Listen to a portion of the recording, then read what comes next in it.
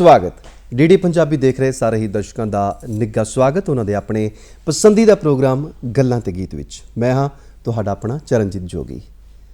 जिंदगी साडी किताब तो शुरू होंदी है।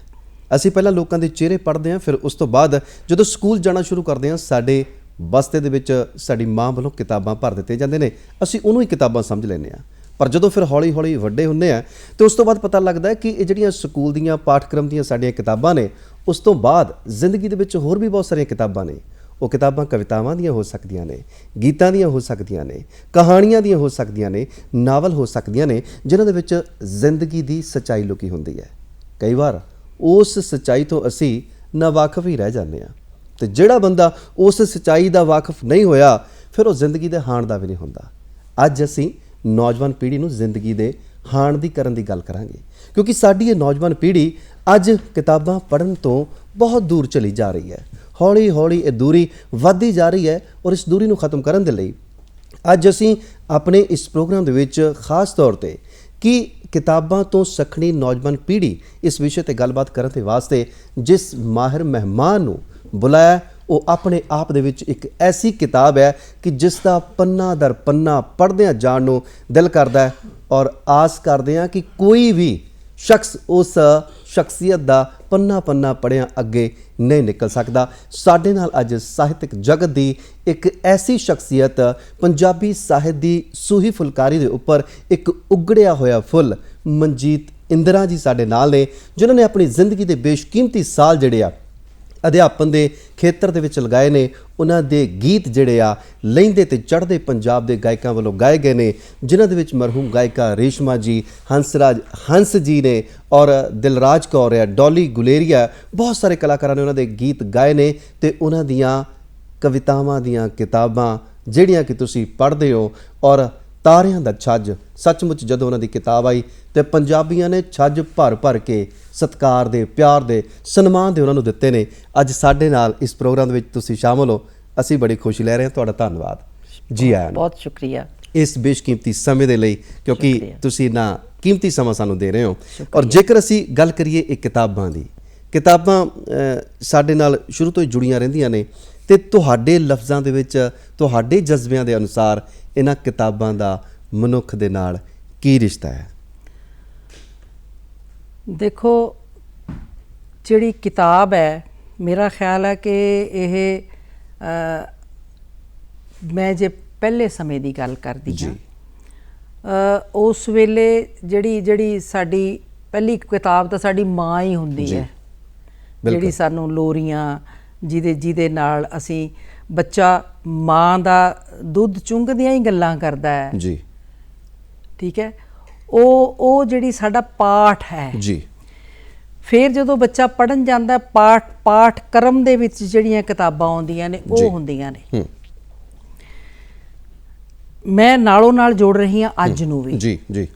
ਜਦੋਂ ਮੈਂ ਮੇਰੀ ਉਮਰ ਦੇ ਤੁਹਾਡੇ ਉਮਰ ਬੱਚੇ ਤੁਹਾਡੇ ਤੱਕ ਵੀ ਉਸ ਵੇਲੇ ਮਾਵਾਂ ਜਾਂ ਬੱਚੇ ਨੂੰ ਰਾਤ ਨੂੰ, ਕਿਉਂਕਿ कमरे उदा खुले आसमान च सौंदे सी, कोई AC नहीं, कोई ऐदा नहीं, एक वो जिहड़ा खुला वातावरण सीगा, वो मैं सोचदी हां अज असीं तरसदे हां उस नूं। बच्चिआं नूं पता ही नहीं भी तारे कित्थे चढ़दे ने, बच्चिआं नूं पता ही नहीं भी यह आकाश गंगा भी कोई हुंदी है, सप्तरिशी तारे भी हुंदे ने, है कोई ध्रुव तारा भी हुंदा आ। वो बच्चे किताबां च पढ़दे ने या अपनी स्कूल दे विच जाके सुणदे ने, जिहड़े कि सानूं स्कूल जाण तो पहलां ही यह माँ बाप नाना नानी दादा दादी दसदे सी, पिता ने पंचतंत्र दीयां कहानियां सुणाउणीਆਂ। ਤੇ ਮੈਨੂੰ ਯਾਦ ਹੈ ਕਿ ਛੋਟੇ ਛੋਟੇ ਪੈਂਫਲੇਟ ਰੇਲਵੇ ਸਟੇਸ਼ਨਾਂ ਤੇ ਬੱਸ ਸਟੈਂਡਾਂ ਤੇ ਵਿਕਦੇ ਹੁੰਦੇ ਸੀਗੇ, ਜਿਨ੍ਹਾਂ 'ਚ ਉਹ ਟਰੈਕਟ ਵੀ ਕਹਿੰਦੇ ਸੀ ਉਹਨਾਂ ਨੂੰ, ਕਿੱਸੇ ਹੁੰਦੇ ਸੀਗੇ, ਚੁਟਕਲੇ ਹੁੰਦੇ ਸੀ ਜੀ ਜੀ ਜੀ, ਛੋਟੀਆਂ ਛੋਟੀਆਂ ਬਾਲ ਕਵਿਤਾਵਾਂ ਹੁੰਦੀਆਂ ਸੀ ਜੀ। ਇੱਕ ਕਿਸਮ ਦਾ ਇੱਕ ਹਾਸੇ ਦਾ ਘੋਟਣਾ ਆਪਣਾ ਨਾਂ ਹੀ ਕਹਿੰਦਾ ਹੁੰਦਾ ਸੀਗਾ ਤੇ ਉਹ ਮੈਨੂੰ ਲੱਗਦਾ ਸਾਡੇ ਸਕੂਲ 'ਚ ਆਉਂਦਾ ਹੁੰਦਾ ਸੀ, ਉਹ ਬੁਕਲੈਟਸ ਹੁੰਦੀਆਂ ਸੀਗੀਆਂ। ਇਹ ਸਾਰਾ ਕੁਛ ਨਹੀਂ ਰਿਹਾ। ਇਹਦਾ ਮੈਨੂੰ ਅਫਸੋਸ ਹੈ ਜੀ ਜੀ ਕਿ ਬੱਚਾ ਮੁੱਢ ਤੋਂ ਸਕੂਲ 'ਚ ਪੈਰ ਪਾਉਣ ਤੋਂ ਪਹਿਲਾਂ ਹੀ ਹੂੰ ਕਿਤਾਬਾਂ ਨਾਲ ਜੁੜਦਾ ਸੀ। ਜੀ ਠੀਕ ਹੈ, ਚੰਦਾ ਮਾਮਾ ਵਰਗਾ, ਹੂੰ ਬੀਬਾ ਰਾਣਾ ਵਰਗਾ ਜੀ ਮੈਗਜ਼ੀਨ ਹੁੰਦਾ ਸੀ। ਹੂੰ ਠੀਕ ਹੈ, ਲੋਟਪੋਟ ਜੀ ਹੁੰਦਾ ਸੀ। ਸੋ ਘਰਾਂ ਦੇ ਟੇਬਲਸ ਦੇ ਉੱਤੇ ਇਹ ਆਮ ਤੌਰ ਤੇ ਪਾਇਆ ਜਾਂਦਾ ਸੀ ਜੀ। ਬੱਚਿਆਂ ਦੀਆਂ ਖੇਡਾਂ ਦਾ ਹੁੰਦਾ ਸੀ। ਹੁਣ ਜਿਹੜਾ ਕਿ ਅਸੀਂ ਬੱਚਾ ਜਦੋਂ ਜੰਮਦਾ ਆ, ਅਸੀਂ ਉਹ ਬੱਚਾ ਰੋਟੀ ਨਹੀਂ ਖਾ ਰਿਹਾ, ਬੱਚਾ ਦੁੱਧ ਨਹੀਂ ਪੀ ਰਿਹਾ, ਜੀ ਅਸੀਂ ਆਪਣਾ ਮੋਬਾਈਲ ਖੋਲਦੇ ਆ, ਉਹਦੇ ਤੇ ਕੋਈ ਗਾਣਾ ਲਾਉਨੇ ਆ ਜਾਂ ਇਮੋਜ ਲਾਉਨੇ ਆ ਜਾਂ ਫਿਰ ਕਾਰਟੂਨ ਲਾਉਨੇ ਆ ਤੇ ਬੱਚਾ ਖਾ ਰਿਹਾ ਆ। ਜੀ ਮੇਰਾ ਖਿਆਲ ਹੈ ਕਿ ਇਹ ਮਾਂ ਉੱਥੇ ਮਾਂ ਲੋਰੀ ਵੀ ਗਾ ਸਕਦੀ ਸੀ, ਜੀ ਲੇਕਿਨ ਮਾਂ ਕੋਲ ਟਾਈਮ ਨਹੀਂ ਹੈ। ਹੂੰ ਸਾਡੇ ਪੇਰੈਂਟਸ ਕੋਲ ਅੱਜ ਕੱਲ ਦੇਣ ਵਾਸਤੇ ਟਾਈਮ ਹੀ ਨਹੀਂ ਹੈ। ਜੀ ਜੀ ਤੋ ਬੱਚਾ ਆਇਆ ਕੋਲ ਪੜਦਾ ਹੈ, ਹੂੰ ਆਇਆ ਨੇ ਵੀ ਕੀ ਕਰਨਾ। ਸੋ ਇਹ ਸਾਰੀਆਂ ਗੱਲਾਂ ਬੜੀਆਂ ਲੰਬੀਆਂ ਨੇ। ਬਿਲਕੁਲ ਜੀ। ਔਰ ਜਿਹੜੀ ਕਿਤਾਬ ਟੈਕਸਟ ਹੈਗੀ ਹੈ, ਕਿਤਾਬ ਹੈਗੀ ਹੈ, ਜੇ ਉਹਦਾ ਮੋਹ ਪੈਂਦਾ ਹੈਗਾ ਆ, ਇਨ ਦਾ ਲੌਂਗ ਰਨ ਜਿਹੜੀਆਂ ਕਿਤਾਬਾਂ ਨੇ ਉਹ ਮਨੁੱਖ ਦੀਆਂ ਇੰਨੀਆਂ ਵਧੀਆ ਦੋਸਤ ਨੇ। ਆਪਾਂ ਅੱਗੇ ਜਾ ਕੇ ਡਿਸਕਸ ਵੀ ਕਰਾਂਗੇ। ਬਿਲਕੁਲ ਜੀ ਬਿਲਕੁਲ ਜੀ ਕਿ ਜਿਹੜੀ ਕਿਤਾਬ ਹੈ, ਕਿਤਾਬੋਂ ਸੱਖਣੇ ਬੰਦੇ ਦੀ ਕੋਈ ਵੈਲਿਊ ਨਹੀਂ ਹੈ। ਜੀ ਅਸੀਂ ਟੈਕਸਟ ਪੜ੍ਹਦੇ ਹਾਂ, ਟੈਕਸਟ ਤੋਂ ਬਾਹਰਲੀ ਜਿਹੜੀ ਗੱਲ ਹੈ, ਜ਼ਿੰਦਗੀ ਨੂੰ ਸਮਝਣ ਵਾਲੀ, ਜ਼ਿੰਦਗੀ ਸੁਲਝਾਉਣ ਵਾਲੀ, ਜੀ ਜ਼ਿੰਦਗੀ 'ਚ ਰਸ ਪੈਦਾ ਕਰਨ ਵਾਲੀ ਕਈ ਚੀਜ਼ਾਂ ਨੇ, ਵਿਗਿਆਨਕ ਚੀਜ਼ਾਂ ਵੀ ਨੇ, ਉਹ ਤੁਸੀਂ ਸਾਹਿਤ 'ਚ ਰੰਗੀਆਂ ਹੋਈਆਂ ਪੜ੍ਹਦੇ ਹੋ। ਜੀ ਠੀਕ ਹੈ।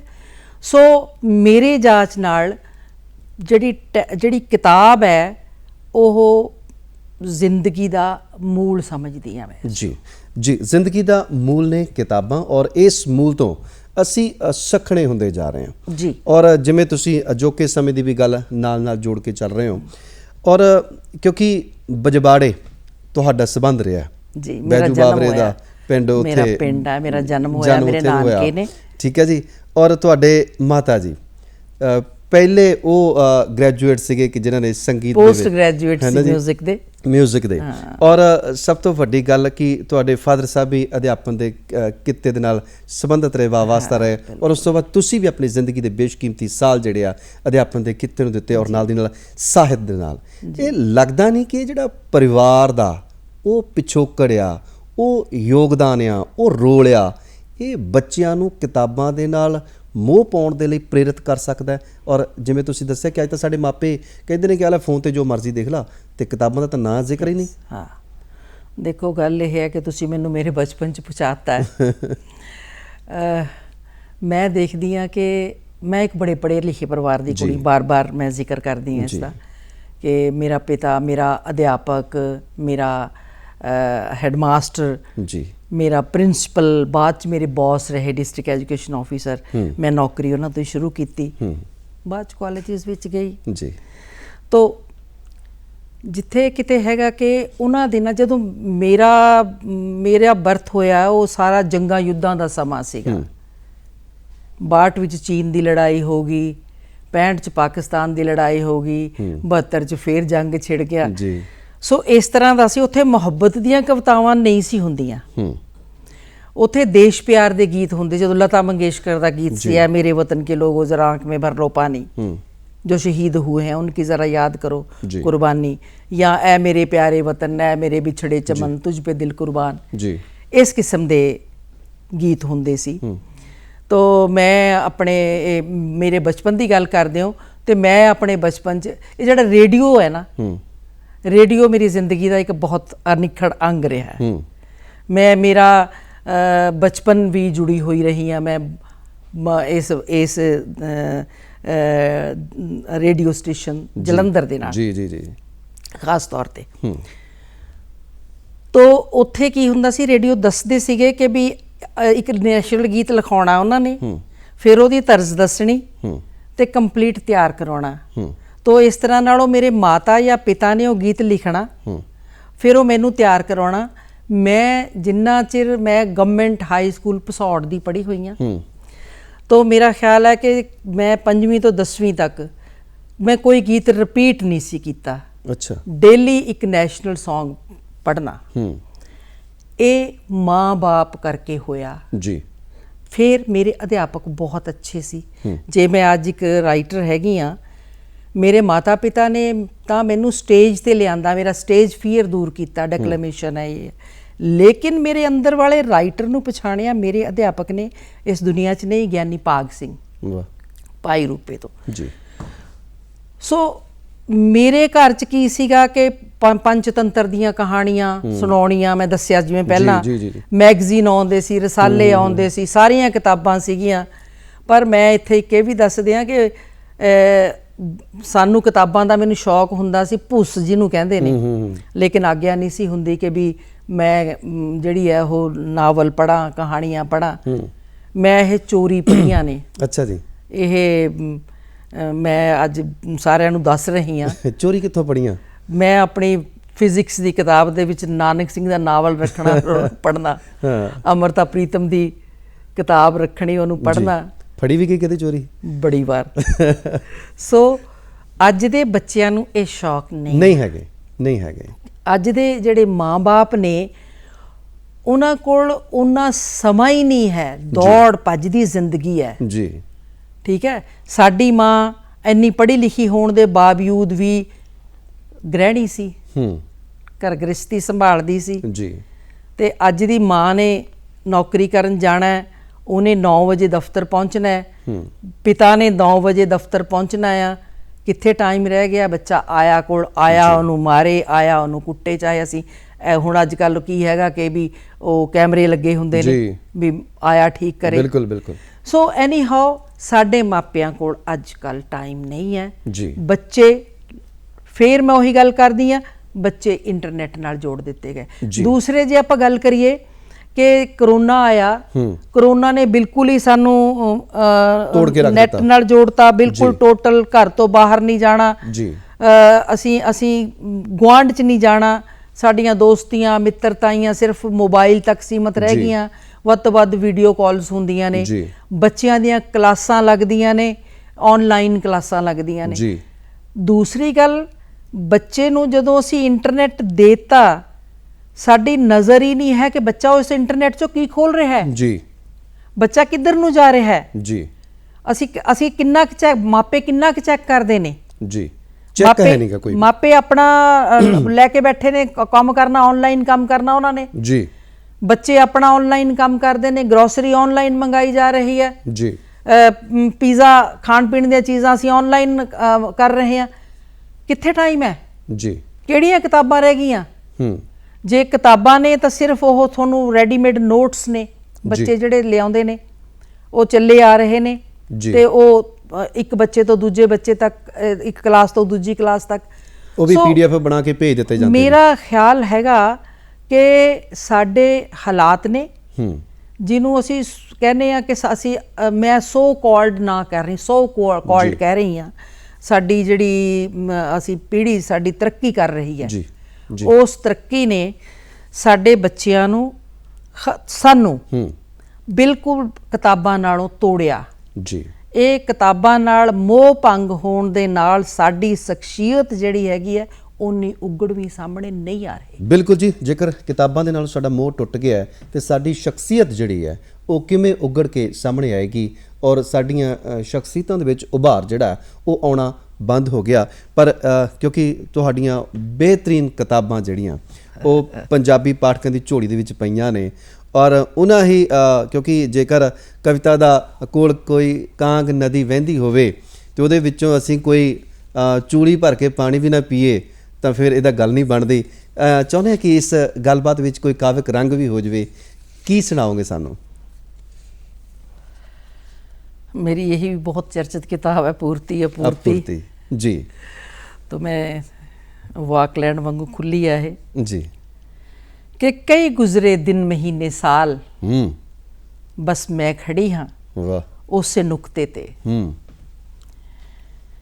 ये नुक्ता नुक्कर है या मोड़ कोई, या कोई दरिया दा किनारा, या कोई आकाश उधारा, ਜਾਂ ਮਸ਼ਕਰੀ ਹੈ ਆਪਣੇ ਸੰਗ, ਜਾਂ ਫਿਰ ਅੰਬਰੋਂ ਟੁੱਟਿਆ ਕੋਈ ਤਾਰਾ। ਬਹੁਤ ਖੂਬ। ਪਤਾ ਨਹੀਂ ਕਿਸ ਬਲਾ ਕੀਤਾ ਹੈ ਟੂਣਾ, ਆਪਣੇ ਪਲ ਛਿਣ ਦਿਨ ਮਹੀਨੇ ਸਾਲ ਇੱਕੋ ਲੜੀ ਪਰੋਏ। ਤੂੰ ਪੁੱਛਿਆ ਹੂੰ ਕਾਲ ਨੂੰ ਤੂੰ ਕੀਲਿਆ, ਹੂੰ ਅਸਰ ਨਹੀਂ ਬੀਤੇ ਰੁਦਨ ਦਾ ਤੇਰੇ ਤੇ ਕੋਈ। ਆਹਾ। ਵਾਜਬ ਪ੍ਰਸ਼ਨ ਹੈ, ਹੂੰ ਬਾਵਜ੍ਹਾ ਸਮਾਂ ਹੈ, ਹੂੰ ਪਰ ਮੇਰੇ ਕੋਲ ਕੋਈ ਉੱਤਰ ਨਹੀਂ। ਵਾਹ। ਸ਼ਾਇਦ ਆਪੇ ਸੰਗ ਕਦੇ ਕੋਈ ਸੰਵਾਦ ਰਚ ਸਕਿਆ ਹੀ ਨਹੀਂ। ਹੂੰ ਉਮਰ ਦਾ ਵਧਣਾ ਵੀ ਸ਼ਾਇਦ ਕੱਦ ਦੇ ਵਧਣ ਵਰਗਾ, ਆਹਾ। ਜਾਂ ਰੇਲ ਦੇ ਸਫ਼ਰ ਵਰਗਾ। ਹੂੰ ਪੱਤੇ ਦਾ ਸੁੱਕ ਜਾਣਾ, ਹੂੰ ਟਾਹਣੀਓਂ ਟੁੱਟ ਜਾਣਾ, ਡੋਡੀਓਂ ਕਲੀ ਬਣਨਾ, ਆਹਾ। ਫੁੱਲ ਬਣ ਖਿੜ ਜਾਣਾ, ਹੂੰ ਮਹਿਕ ਵੰਡਣਾ, ਵਾਹ, ਮੁਰਝਾ ਜਾਣਾ। ਕੀ ਬਾਤ, ਬਹੁਤ ਖੂਬ। ਉਮਰ ਦਾ ਸਫ਼ਰ ਏਨਾ, ਹੂੰ ਸਾਲਾਂ ਦਾ ਵਧਣਾ ਏਦਾਂ, ਹੂੰ ਸਮੁੰਦਰ ਕੰਢੇ ਬਹਿ ਪੈਰਾਂ ਤੇ ਘੋੜੀ ਬਣਾਉਣਾ ਆਹਾ। ਤੇ ਉਹਨੂੰ ਘਰ ਕਹਿਣਾ। ਵਾਹ, ਬਹੁਤ ਖੂਬ। ਘਰ ਘਰ ਖੇਡਦੇ ਪਾਣੀ ਦੀ ਤੇਜ਼ ਛੱਲ ਆਉਣੀ ਹੂੰ ਤੇ ਘਰ ਦਾ ਢਹਿ ਜਾਣਾ। ਆਹਾ। ਢੱਠੇ ਘਰ ਦੇ ਕੋਲ ਗਿੱਲੇ ਕੱਪੜੀ ਰੁਦਨ ਕਰਨਾ, ਹੂੰ ਹਟਕੋਰੇ ਭਰਨਾ, ਤੋਤਲੇ ਬੋਲਾਂ ਨਾਲ ਇੱਕ ਦੂਏ ਨੂੰ ਦਿਲਾਸੇ ਦੇਣੇ, ਹੂੰ ਤੇ ਫੇਰ ਸਾਲਾਂ ਦਾ ਕਰਮ ਹੁੰਦੇ ਪਤਾ ਵੀ ਨਾ ਲੱਗਣਾ। ਆਹਾ। ਜਵਾਨੀ ਤੇ ਮੁਹੱਬਤ ਸਨਮੁਖ ਹੋਣੇ, ਹੂੰ ਮੁਹੱਬਤ ਪਰੀਦੇਸ ਦੀ ਕਥਾ ਲੱਗਣੀ, ਹੂੰ ਮੁਹੱਬਤ ਵਿੱਚ ਜ਼ਮਾਨਾ ਆ ਖਲੋਣਾ, ਬਸ ਹਾਵੇ ਆਹਾ। ਹੌਕੇ ਹੂੰ ਹੰਝੂ। ਹੂੰ ਜੇ ਕਦੇ ਹਿੰਮਤ ਵੀ ਕਰਨੀ, ਹਾਂ। ਕਿਸੇ ਦਾ ਹੱਥ ਫੜ ਜਿਸਮ ਦੀ ਨਦੀ ਤਰਨੀ, ਹੂੰ ਹਾਰਨਾ, ਹੰਬਣਾ, ਤ੍ਰਿਪਤੀ ਦੀ ਲੋਚਾ, ਹੂੰ ਤੇ ਉਸ ਸਮੇਂ ਨੂੰ ਯਾਦ ਕਰਨਾ ਹੂੰ ਤੇ ਖਿਆਲ ਆਉਣਾ ਕਿੰਨੇ ਸਾਲ ਬੀਤੇ। ਵਾਹ, ਕੀ ਬਾਤ ਹੈ। ਸੱਚੀ ਮੁੱਚੀ ਉਹ ਸਾਲ, ਉਹ ਮਹੀਨੇ, ਉਹ ਪਲ, ਉਹ ਛਿਣ ਗੁਜ਼ਰਦੇ ਜਾਂਦੇ ਨੇ ਔਰ ਇਸ ਗੁਜ਼ਰਦੇ ਸਮੇਂ ਦੇ ਨਾਲ ਹੀ ਬਹੁਤ ਕੁਝ ਬਦਲ ਜਾਂਦਾ ਹੈ। ਜੀ। ਤਰੱਕੀ ਦਾ ਦੌਰ ਜਦੋਂ ਸ਼ੁਰੂ ਹੁੰਦਾ ਹੈ, ਕਹਿੰਦੇ ਨੇ ਕਿ ਤਰੱਕੀ ਜਿਹੜੀ ਹੈ ਉਹ ਕਿਤੇ ਨਾ ਕਿਤੇ ਸੱਭਿਆਚਾਰ ਨੂੰ ਸੱਟ ਵੀ ਮਾਰਦੀ ਹੈ, ਢਾਹ ਵੀ ਲਾਉਂਦੀ ਹੈ। ਔਰ ਜੇਕਰ ਅਸੀਂ ਗੱਲ ਕਰੀਏ ਸਾਡੀ ਤਰੱਕੀ ਦੀ, ਤਰੱਕੀ ਅਸੀਂ ਬਹੁਤ ਕਰ ਲਈ ਹੈ, ਪਰ ਇਸ ਤਰੱਕੀ ਦੇ ਦੌਰ ਦੇ ਵਿੱਚ ਨੌਜਵਾਨਾਂ ਦੀ ਪੜ੍ਹਨ ਦੀ ਰੁਚੀ ਜਿਹੜੀ ਹੈ ਉਹ ਤੁਸੀਂ ਕੀ ਮਹਿਸੂਸ ਕਰਦੇ ਹੋ, ਕਿਹੋ ਜਿਹੀ ਹੈ ਅਜੋਕੇ ਸਮੇਂ ਦੇ ਵਿੱਚ? ਦੇਖੋ, ਉન્નਤੀ ਉਹ ਹੁੰਦੀ ਹੈ ਜੋ ਸਹਿਜੇ ਸਹਿਜੇ ਹੋਵੇ। ਅੱਜ ਅਸੀਂ ਕੀ, ਸਾਡਾ ਨੌਜਵਾਨ ਪੀੜ੍ਹੀ ਕੀ ਚਾਹੁੰਦੀ ਹੈ ਕਿ ਰਾਤੋਂ ਰਾਤ ਆਕਾਸ਼ ਤੇ ਧਰੂ ਤਾਰਾ ਬਣ ਕੇ ਚਮਕ ਪੈਣ। ਜੀ, ਬਿਲਕੁਲ ਠੀਕ। 2-4 ਕਵਿਤਾਵਾਂ ਲਿਖੀਆਂ, ਨੈਟ ਦੇਖੋ, ਮੈਂ ਜਿੱਥੇ ਕਹਿੰਦੀ ਆ ਕੋਈ ਇਹ ਇੰਟਰਨੈਟ ਦੀਆਂ ਜਿੱਥੇ ਸਾਨੂੰ ਸਹੂਲਤਾਂ ਬੜੀਆਂ ਨੇ, ਇੰਟਰਨੈਟ 'ਚ ਦੁਰਲੱਭ ਚੀਜ਼ਾਂ ਸਾਨੂੰ ਮਿਲਦੀਆਂ ਨੇ ਜੀ, ਜਿਹੜੀਆਂ ਅਸੀਂ ਕਈ ਵਾਰੀ ਉਹ ਪੁਸਤਕਾਂ ਅਸੀਂ ਹਾਸਲ ਵੀ ਨਹੀਂ ਕਰ ਸਕਦੇ। ਜੀ, ਜੀ। ਉਹ ਸਾਨੂੰ ਇੰਟਰਨੈਟ ਤੇ ਮਿਲਦੀਆਂ ਨੇ। ਵਿਗਿਆਨ ਦੀਆਂ ਖੋਜਾਂ ਸਾਨੂੰ ਇੰਟਰਨੈਟ ਤੇ ਮਿਲਦੀਆਂ ਨੇ। ਜੀ। ਕਿਸੇ ਵੱਡੇ ਬੰਦੇ ਦੀ ਜੀਵਨੀ ਬਾਰੇ ਜਾਣਨਾ ਆ, ਸਾਨੂੰ ਇੰਟਰਨੈਟ ਸਾਡੇ ਕੋਲ ਮਿਲ ਜਾਂਦਾ, ਕਪਾਟ ਖੋਲਦਾ ਹੈ। ਜੀ। ਲੇਕਿਨ ਜਦੋਂ ਅੱਜ ਦਾ ਨੌਜਵਾਨ ਜਿਹੜਾ ਆ, ਮੈਨੂੰ ਬੜਾ ਅਫਸੋਸ ਹੈ ਕਿ ਫੇਸਬੁੱਕ ਦੀ ਸਾਹਿਤ ਬੜਾ ਚੱਲ ਰਿਹਾ ਹੈ। ਜੀ, ਜੀ। ਕਵਿਤਾ ਲਿਖੀ, ਜੋੜੀ ਜਾਂ ਕਿਤੋਂ ਕੱਟ ਪੇਸਟ ਕੀਤੀ, ਜੀ, ਨਕਲ ਬੜੀ ਹੋ ਰਹੀ ਹੈ। ਬਿਲਕੁਲ ਬਿਲਕੁਲ। ਈਵਨ ਕਿਸੇ ਵੱਡੇ ਲੇਖਕ ਦੀ ਰਚਨਾ ਨੂੰ ਕੱਟ ਪੇਸਟ ਕਰਕੇ ਆਪਣੀ ਵਾਲ ਤੇ ਪਾ ਲਿਆ, ਆਪਣੀ ਵਾਲ ਤੇ ਪਾਇਆ ਜਾਂਦਾ ਹੈ, ਤੇ ਫਿਰ ਉਹ ਮਾਤੜ ਸਾਥੀ ਪੜ੍ਹਦੇ ਨਹੀਂ ਹੈਗੇ। ਉਹਨਾਂ ਨੇ ਲਾਈਕ ਕਰਨਾ ਹੈ। ਹੁਣੇ ਹੀ ਗੱਲ ਕਰ ਰਹੇ ਸੀ ਕਿ ਬੰਦਾ ਮਰ ਗਿਆ ਕੋਈ, ਉਹਨੇ ਪਾਇਆ ਜੀ ਮੇਰੇ ਪਿਤਾ ਦੀ ਡੈਥ ਹੋ ਗਈ, ਬੜਾ ਇਸ ਤਰ੍ਹਾਂ ਹੋਇਆ। ਉੱਥੇ ਅਫਸੋਸ ਦੀ ਬਜਾਏ ਉੱਥੇ ਉਹਨਾਂ ਨੇ ਲਾਈਕ ਐਮਓ ਭੇਜਣੀਆਂ ਨੇ ਜੀ, ਵੈਰੀ ਗੁੱਡ। ਇਹਦਾ ਮਤਲਬ ਹੈ ਕਿ ਵੀ ਅਸੀਂ ਗਏ ਕਿੱਥੇ ਹੋਏ ਆ ਜੀ। ਜਦੋਂ ਇੰਨੀਆਂ ਲਾਈਕਸ ਆ ਗਈਆਂ, ਇੰਨੇ ਵੈਰੀ ਗੁੱਡ ਹੋ ਗਏ, ਬਹੁਤ ਖੂਬ ਹੋ ਗਿਆ, ਬਹੁਤ ਵਧੀਆ ਤੇ ਵਾਹ ਹੋ ਗਿਆ, ਉਸ ਬੰਦੇ ਨੂੰ ਇਹ ਲੱਗਦਾ ਹੈ ਕਿ ਮੈਂ ਤਾਂ ਬੜਾ ਵੱਡਾ ਸ਼ਾਇਰ ਹੋ ਗਿਆ ਜੀ, ਵੀ ਮੈਂ ਵਿਦਵਾਨਾਂ ਦੇ ਵਿੱਚ ਸ਼ੁਮਾਰ ਹੋ ਗਿਆ। ਔਰ ਹੁੰਦਾ ਕੀ ਹੈ, ਫਿਰ ਉਹ ਆਪਣੀਆਂ ਉਹ ਕੱਚ ਬਰੱਚੀਆਂ ਕਵਿਤਾਵਾਂ ਲੈ ਕੇ ਪਬਲਿਸ਼ਰ ਕੋਲ ਜਾਂਦਾ ਹੈ, ਨਾਲ ਦਾ 15,000 20,000 ਰੁਪਈਆ ਜਾਂਦਾ ਹੈ ਜੀ। ਪਬਲਿਸ਼ਰ ਨੇ ਕੀ ਲੈਣਾ ਹੈ ਜੀ। ਅੱਜ ਕੱਲ ਕੰਪਿਊਟਰ ਦਾ ਜ਼ਮਾਨਾ ਹੈ, ਬੜੀਆਂ ਖੂਬਸੂਰਤ ਕਿਤਾਬਾਂ ਛਪ ਕੇ ਆਉਂਦੀਆਂ ਨੇ ਜੀ। ਜਦੋਂ ਉਹਨੂੰ ਖੋਲ ਕੇ ਪੜ੍ਹਦੇ ਆ ਤੇ ਮੱਥੇ ਤੇ ਹੱਥ ਰੱਖਦੇ ਹੋ, ਮਾਯੂਸੀ ਹੁੰਦੀ ਹੈ। ਹੁਣ ਮੈਂ ਤੁਹਾਨੂੰ ਦੱਸਦੀ ਹਾਂ ਕੀ ਗੱਲ ਹੈ ਕਿ ਪੁਰਾਣੇ ਲੇਖਕ ਕੀ ਕਰਦੇ ਸਨ, ਜਾਂ ਮੈਂ ਉਸ ਰੁਝਾਨ ਚੋਂ ਲੰਘੀ ਆ। ਜੀ ਜੀ ਜੀ। ਜਦੋਂ ਮੈਂ ਪ੍ਰੋਫੈਸਰ ਮੋਹਨ ਸਿੰਘ ਕੋਲ ਗਈ ਸਾਂ, ਜਦੋਂ ਮੈਂ MS ਰੰਧਾਵਾ ਨੂੰ ਚਿੱਠੀ ਲਿਖੀ ਕਿ ਮੈਂ ਟੀਨੇਜ ਵਿੱਚ ਸਾਂ, ਜੀ, ਮੇਰਾ ਖਿਆਲ ਹੈ ਮੈਂ 16 ਕੁ ਸਾਲ ਦੀ ਵੀ ਨਹੀਂ ਸਾਂ, ਮੈਂ ਡਾਕਟਰ MS ਰੰਧਾਵਾ ਨੂੰ, ਜਿਹੜੇ ਐਗਰੀਕਲਚਰ ਯੂਨੀਵਰਸਿਟੀ ਦੇ ਵਾਈਸ ਚਾਂਸਲਰ ਸਨ, ਤਾਂ ਜਿਹੜੇ ਕਮਿਸ਼ਨਰ ਸੀ ਚੰਡੀਗੜ੍ਹ UT ਐਡਮਿਨਿਸਟ੍ਰੇਸ਼ਨ ਦੇ, ਜੀ, ਚੰਡੀਗੜ੍ਹ ਵਸਾਇਆ ਹੀ ਉਹਨਾਂ ਨੇ ਸੀ, ਕਲਾ ਭਵਨ ਚੰਡੀਗੜ੍ਹ ਦਾ ਉਹਨਾਂ ਦੀ ਦੇਣ ਹੈ ਜੀ। ਸੋ ਮੈਂ ਉਹਨਾਂ ਨੂੰ ਚਿੱਠੀ ਲਿਖੀ ਕਿ ਵੀ ਮੈਂ ਕਵਿਤਾ ਲਿਖਦੀ ਹਾਂ ਤੇ ਮੇਰਾ ਮੁੱਖਬੰਦ ਲਿਖੋ ਜੀ। ਇਹ ਮੇਰਾ ਡੇਅਰ ਸੀਗਾ।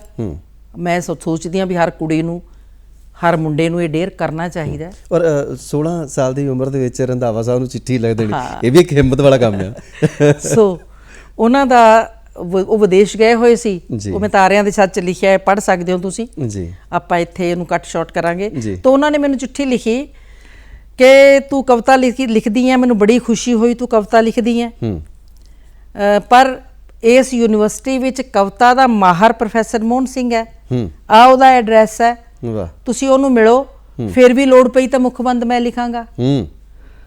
ਸੋ ਮੈਂ ਪ੍ਰੋਫੈਸਰ ਮੋਹਨ ਸਿੰਘ ਨੂੰ ਮਿਲਣ ਵਾਸਤੇ ਗਈ ਜੀ। ਮੈਂ ਤਾਂ ਮੁੱਖਬੰਦ ਲਿਖਾਉਣਾ ਸੀ, ਮੁੱਖਬੰਦ ਵੀ ਲਿਖ ਦਿਓ ਤੁਸੀਂ, ਵੱਧ ਤੋਂ ਵੱਧ ਉਹ ਕਹਿੰਦੇ ਵੀ ਭਾਈ ਖਰੜਾ ਛੱਡ ਜਾ, ਪਰਸੋਂ ਚੌਥੇ ਨੂੰ ਆ ਕੇ ਲੈ ਜੀ ਮੁੱਖਬੰਦ, ਮੈਂ ਲਿਖ ਦੂੰਗਾ, ਕਹਾਣੀ ਮੁੱਕ ਜਾਣੀ ਸੀ। ਮੈਨੂੰ ਕਹਿੰਦੇ ਕੋਈ ਇੱਕ ਅੱਧ ਕਵਿਤਾ ਪੜ੍ਹ ਛੱਡੋ, ਫਿਰ ਅੱਛਾ, ਇਹ ਤਾਰਿਆਂ ਸੱਚ ਤੁਸੀਂ ਜ਼ਰੂਰ ਪੜ੍ਹਿਓ। ਜੀ ਜ਼ਰੂਰ। ਤਾਂ ਮੈਂ ਕਵਿਤਾਵਾਂ ਪੜ੍ਹੀਆਂ, ਉਹਨਾਂ ਨੇ ਮੈਨੂੰ ਕਿਹਾ ਅੱਛਾ ਆ ਜਾਇਆ ਕਰੋ, ਕਵਿਤਾ ਸੁਣਾ ਜਾਇਆ ਕਰੋ। ਹੁਣ ਉਹ ਬੱਚਾ ਜਿਹੜਾ ਇੱਕ ਵੱਡੇ ਕਵੀ ਕੋਲੋਂ ਮੁੱਖਬੰਦ ਲਿਖਾਉਣ ਵਾਸਤੇ ਗਿਆ ਜੀ, ਉਹ ਵੱਡਾ ਸ਼ਾਇਰ ਕਹਿੰਦਾ ਵੀ ਆ ਜਾਇਆ ਕਰ, ਕਵਿਤਾ ਸੁਣਾ ਜਾਇਆ ਕਰ, ਇਹ ਕੀ ਗੱਲ ਬਣੀ? ਗਏ ਆਸ ਨਾਲ। ਮੇਰੇ ਪੈਰ ਜਿਹੜੇ ਪੈਡਲ ਜਿਹੜੇ ਨੇ ਇੰਨੀ ਤੇਜ਼ੀ ਨਾਲ ਚੱਲ ਰਹੇ ਸੀ, ਵਾਪਸੀ ਤੇ ਆ ਜਾਇਆ ਕਰ, ਕਵਿਤਾ ਸੁਣਾ ਜਾਏਗਾ, ਇਹ ਕੀ ਹੋਇਆ? ਤੇ ਮੇਰਾ ਸਾਈਕਲ ਹੀ ਨਹੀਂ ਮੇਰੇ ਕੋਲ ਚੱਲ ਰਿਹਾ। ਪਿੱਛੇ ਹੀ ਉਹ ਮੈਨੂੰ ਚਿੱਠੀ ਲਿਖਦੇ ਨੇ ਕਿ ਮੇਰੀ ਪਿਆਰੀ ਮਨਜੀਤ ਇੰਦਰਾ, ਤੁਹਾਡੇ ਵਿੱਚ ਕਿਸੇ ਹੱਦ ਤੱਕ ਕਵੀ ਦਾ ਦਿਲ ਵੀ ਹੈ ਤੇ ਹੁਨਰ ਵੀ। ਵਾਹ। ਜਿਸ ਦਿਨ ਤੇਰਾ ਕਾਵ ਹੁਨਰ ਤੇਰੇ ਦਿਲ ਦਾ ਹਾਣੀ ਹੋ ਗਿਆ, ਦੁਨੀਆ ਆਪੇ ਮੰਨ ਜਾਏਗੀ। ਸੋ ਮੇਰੇ ਨੌਜਵਾਨ ਸਾਥੀਓ, ਨੌਜਵਾਨ ਬੱਚਿਓ, ਇਹ ਚਿੱਠੀ ਮੇਰੇ ਲਈ ਨਹੀਂ ਹੈ, ਇਹ ਚਿੱਠੀ ਉਹ ਤੁਹਾਡੇ ਸਾਰਿਆਂ ਦੇ ਲਈ ਹੈ ਕਿ ਜਿਸ ਦਿਨ ਤੁਹਾਡਾ ਕਾਵ ਹੁਨਰ ਜਾਂ ਜਿਸ ਦਿਨ ਤੁਹਾਡਾ ਸਾਹਿਤਕ ਹੁਨਰ ਤੁਹਾਡੇ ਅੰਦਰ ਜੰਪਿਆ ਜੀ, ਤੇ ਦੁਨੀਆ ਆਪੇ ਮੰਨੇਗੀ ਤੁਹਾਡੀ ਲਿਖਤ ਨੂੰ। ਬਿਲਕੁਲ ਜੀ। ਤੋ ਮੈਂ ਉਹ 69 ਤੋਂ 74 ਵਿੱਚ ਇੱਕ ਵਾਰ ਮੈਂ ਜਾਣਾ ਕਵਿਤਾ ਸੁਣਾਉਣੀ, ਉਹਨਾਂ ਨੇ ਕਵਿਤਾ ਸੁਣਨੀ, ਮਨਜੀਤ ਇਹਦੇ ਵਿੱਚ ਆ ਜਾਏ ਤੇ ਚੰਗਾ, ਅੱਛਾ ਫਿਰ ਤੂੰ ਨਾ ਗੀਤ ਲਿਖਣੀ ਹੈ ਤੇ ਮਹਾਦੇਵੀ ਵਰਮਾ ਨੂੰ ਪੜ੍ਹ। ਮੇਰੀ ਜਾਣੇ ਬਲਾ ਮਹਾਦੇਵੀ ਵਰਮਾ ਕੌਣ ਹੈ? ਤੋ ਉਹਨਾਂ ਨੇ ਮੈਨੂੰ ਕਿਤਾਬ ਦਿੱਤੀ। ਹੁਣ ਮੈਂ ਇਹ ਕਿਉਂ ਦੱਸ ਰਹੀ ਹਾਂ ਕਿ ਕਿਤਾਬਾਂ ਨੂੰ, ਦੂਸਰੇ ਲੇਖਕਾਂ ਨੂੰ ਪੜ੍ਹਨਾ, ਉਹਨਾਂ ਦੀ ਚੇਟਕ ਹੋਣੀ, ਚੇਟਕ ਪੈਣੀ ਜਾਂ ਚੇਟਕ ਪਾਉਣ ਵਾਲਾ ਵੀ ਕੋਈ ਚਾਹੀਦਾ, ਬਿਲਕੁਲ ਚਾਹੀਦਾ। ਠੀਕ ਹੈ, ਜਿਹੜਾ ਅੱਜ ਅਸੀਂ ਲੈਕ ਕਰਦੇ ਹਾਂ, ਅੱਜ ਦੇ ਅਧਿਆਪਕ ਨੂੰ, ਅੱਜ ਦੇ ਵਿਦਿਆਰਥੀ ਨੂੰ ਇਹ ਜ਼ਰੂਰੀ ਹੈ ਕਿ ਉਹ ਕਿਤਾਬਾਂ ਪੜ੍ਹੇ। ਨੈੱਟ ਦੇ ਉੱਤੇ ਇੰਨੀ ਜ਼ਿਆਦਾ ਉਹ ਚੀਜ਼ਾਂ ਨਹੀਂ ਮਿਲਦੀਆਂ। ਜੇ ਤੁਸੀਂ ਕਹੋ ਵੀ ਕਿਤਾਬਾਂ ਛਪਦੀਆਂ ਨੇ, ਉਹਨਾਂ ਨੂੰ ਰਿਲੀਜ਼ ਕਰਦੇ ਨੇ। ਕਿੰਨੇ ਕੁ ਜਣੇ ਅਸੀਂ ਆ ਜਿਹੜੇ ਇੰਟਰਨੈਟ ਦੇ ਉੱਤੇ ਕਿਤਾਬਾਂ ਪੜ੍ਹਦੇ ਆ? ਬਿਲਕੁਲ, ਕਿੰਨੇ ਕੁ ਜਣੇ ਅਸੀਂ ਆ? ਬਹੁਤ ਥੋੜੀ ਗਿਣਤੀ ਹੈ ਜਿਹੜੇ ਇੰਟਰਨੈਟ ਤੇ ਕਿਤਾਬਾਂ ਪੜ੍ਹਦੇ ਆ। ਅੱਜ ਦੀ ਨੌਜਵਾਨ ਪੀੜ੍ਹੀ ਜਿਹੜੀ ਹੈਗੀ ਹੈ, ਉਹ ਇੱਕ ਦੌੜ ਲੱਗੀ ਹੋਈ ਹੈ, ਅੱਗਾ ਦੌੜ ਤੇ ਪਿੱਛਾ ਚੌੜ ਵਾਲੀ। ਮੈਂ ਸਮਝਦੀ ਹਾਂ ਗੱਲ ਹੈ ਵੀ ਮੇਰੇ ਪਿਆਰੇ ਬੱਚਿਓ, ਮੇਰੇ ਪਿਆਰੇ ਨੌਜਵਾਨੋ, ਮੇਰੇ ਪਿਆਰੀ ਯੁਵਤੀਓ, ਜਿੰਨਾ ਚਿਰ ਤੱਕ ਤੁਸੀਂ ਕਿਤਾਬਾਂ ਨੂੰ ਆਪਣਾ ਸਾਥੀ ਨਹੀਂ ਬਣਾਉਂਦੇ, ਸਭ ਤੋਂ ਵਧੀਆ ਸਾਥੀ ਤੁਹਾਡਾ ਕਿਤਾਬਾਂ ਨੇ। ਜੀ ਠੀਕ ਹੈ ਜੀ। ਔਰ ਇਹ ਗੱਲ ਜਿਹੜੀ ਹੈ, ਇਸ ਤੇ ਬਾਬਤ ਵੀ ਆਪਾਂ ਬਹੁਤ ਸਾਰੀਆਂ ਗੱਲਾਂ ਬਾਤਾਂ ਕਰਾਂਗੇ। ਫਿਲਹਾਲ ਸਮਾਂ ਜੀ ਇੱਕ ਤੁਹਾਡੇ ਵਾਸਤੇ ਤੇ ਆਪਣੇ ਦਰਸ਼ਕਾਂ ਦੇ ਵਾਸਤੇ ਇੱਕ ਗੀਤ ਦਾ। ਉਸ ਗੀਤ ਤੋਂ ਬਾਅਦ ਆਪਾਂ ਮੁੜ ਪਰਤਦੇ ਹਾਂ, ਫਿਰ ਤੁਹਾਡੀਆਂ ਕਵਿਤਾਵਾਂ ਵੀ ਸੁਣਾਂਗੇ ਔਰ ਨਾਲ ਦੀ ਨਾਲ ਆਪਣੀਆਂ ਗੱਲਾਂ ਬਾਤਾਂ ਵੀ ਚੱਲਦੀਆਂ ਰਹਿਣਗੀਆਂ, ਤਾਂ ਕਿ ਸਾਡੀ ਨੌਜਵਾਨ ਪੀੜ੍ਹੀ ਇਹ ਸੱਚਮੁੱਚ ਕਿਤਾਬਾਂ ਦੇ ਨਾਲ ਜੁੜ ਸਕੇ। ਇੱਕ ਗੀਤ ਤੁਹਾਡੇ ਵਾਸਤੇ।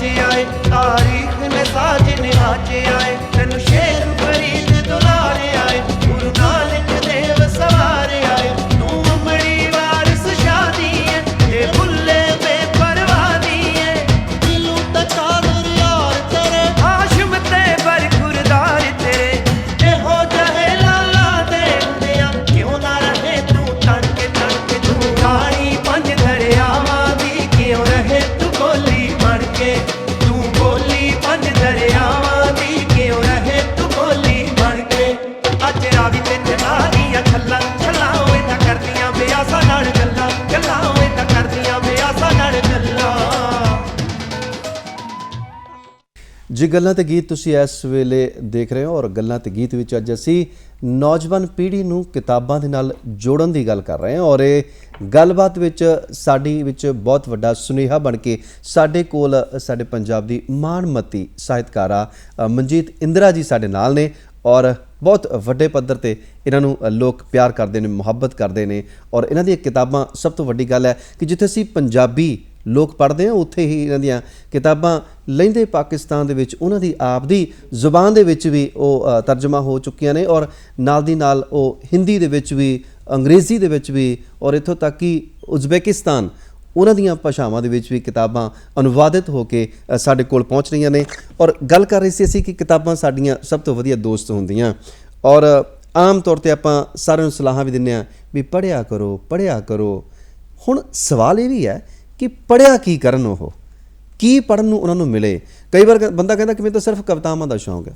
ਕੋਈ ਕਹਿੰਦਾ ਮੈਂ ਤਾਂ ਸਿਰਫ ਨਾਵਲ ਪੜ੍ਹਦਾ ਪੜ੍ਹੇ ਕੀ ਉਹ ਦੇਖੋ ਸ਼ੌਕ ਆਪਣਾ ਆਪਣਾ ਹੁੰਦਾ ਹੈ ਜੀ ਤੁਸੀਂ ਕਿਸੇ ਨੂੰ ਪ੍ਰੈਸ਼ਰਾਈਜ਼ ਨਹੀਂ ਕਰ ਸਕਦੇ ਜੀ ਕਿ ਤੂੰ ਆਹ ਹੀ ਪੜ੍ਹ ਕਿਸੇ ਨੇ ਜਸੂਸੀ ਨਾਵਲ ਹੀ ਪੜ੍ਹਨੇ ਹੁੰਦੇ ਆ ਜੀ ਉਹ ਕਿਤੋਂ ਲੱਭੇਗਾ ਕਿਸੇ ਨੇ ਉਹ ਫਿਲਮੀ ਕਥਾਵਾਂ ਵਰਗੇ ਰਾਣੂ ਦੇ ਗੁਲਸ਼ਨ ਨੰਦਾ ਦੇ ਨਾਵਲ ਪੜ੍ਹਨੇ ਹੁੰਦੇ ਆ ਤੇ ਕੋਈ ਸੀਰੀਅਸ ਪਾਠਕ ਹੈ ਜਿਹੜਾ ਨਾਨਕ ਸਿੰਘ ਨੂੰ ਪੜ੍ਹਦਾ ਹੈ ਜਸਵੰਤ ਸਿੰਘ ਕੰਵਲ ਨੂੰ ਪੜ੍ਹਦਾ ਹੈ ਦਲੀਪ ਕੌਰ ਟਿਵਾਣਾ ਨੂੰ ਪੜ੍ਹਦਾ ਹੈ ਨਰਿੰਦਰਪਾਲ ਸਿੰਘ ਨੂੰ ਪੜ੍ਹਦਾ ਹੈ ਅੱਜ ਦੇ ਬਲਦੇਵ ਸਿੰਘ ਸੜਕਨਾਮਾ ਨੂੰ ਪੜ੍ਹਦਾ ਆ ਜਸਬੀਰ ਭੁੱਲਰ ਨੂੰ ਪੜ੍ਹਦਾ ਆ ਇਹ ਜਿਹੜੀਆਂ ਚੀਜ਼ਾਂ ਨੇ ਜਾਂ ਕਵਿਤਾ ਦੇ ਵਿੱਚ ਉਹ ਅਮਰਤਾ ਪ੍ਰੀਤਮ ਨੂੰ ਪੜ੍ਹਦਾ ਆ ਚਾਹੇ ਉਹ ਗੁਰਬਾਣੀ ਹੈ ਸਾਡੀ ਬੜੀ ਉੱਤਮ ਸ਼ਾਇਰੀ ਹੈ ਬਿਲਕੁਲ ਠੀਕ ਹੈ ਔਰ ਸ਼ੇਖ ਫਰੀਦ ਬੁੱਲੇ ਸ਼ਾਹ ਜੀ ਸੂਫੀ ਸ਼ਾਇਰ ਹੋਏ ਨੇ ਲੇਕਿਨ